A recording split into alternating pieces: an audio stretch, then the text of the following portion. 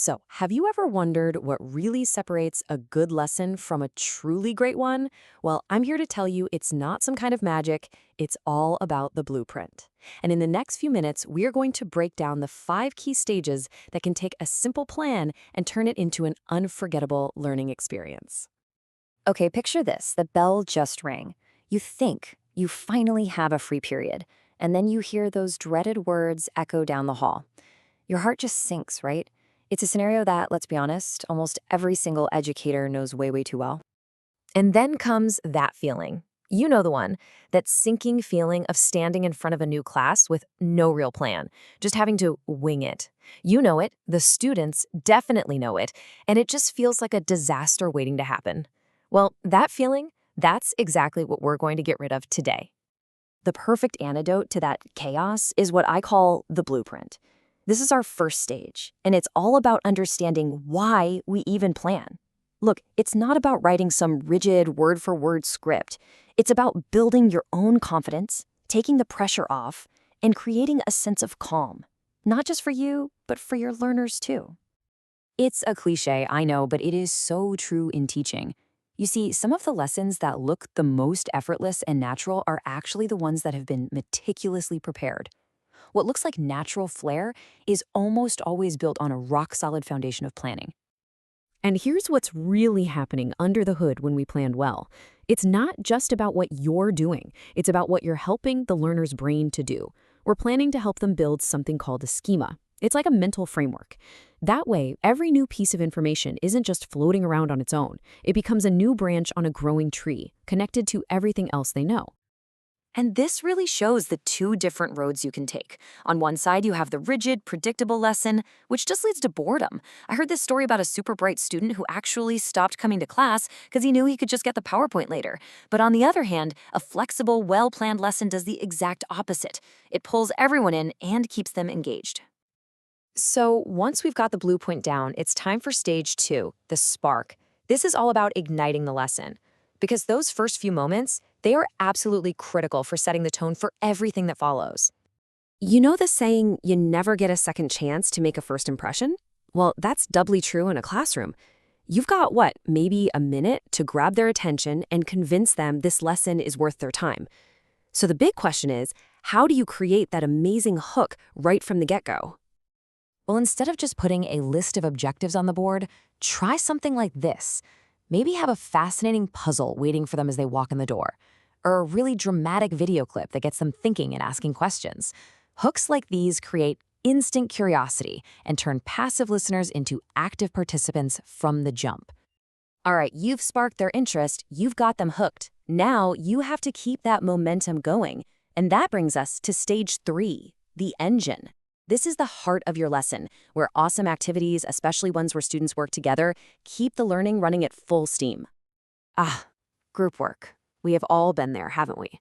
One person ends up doing all the work, someone else is just along for the ride, and another person completely dominates the conversation. It turns out there's actually a name for that feeling of frustration: group hate. But I promise you, it does not have to be that way. Here's a game-changing solution. There's a framework called Belbin's team roles, and you can use it to intentionally build balanced groups. So instead of just randomly throwing people together, you make sure each group has a good mix of roles. You know, some creative idea people, some coordinators, and some people who are great at getting things done. This way, everyone has a clear part to play, which helps get rid of that group hate and makes group work actually, work. So, we've sparked the lesson, the engine is humming along nicely. Now it's time for stage 4, the landing. The end of a lesson isn't just about bells ringing and bags being packed. It's a totally crucial moment to summarize everything, lock in the learning, and check for real understanding. And the secret to a strong landing is active questioning. You've got to try this technique. First, you pose a really thoughtful open-ended question. Then, and this is the magic part, you pause for at least 10 seconds. Let them really think. Next, you pounce on one student for an answer. And finally, you bounce that idea to another student and ask them to add to it or challenge it. Because let's be real, what happens when you ask any questions?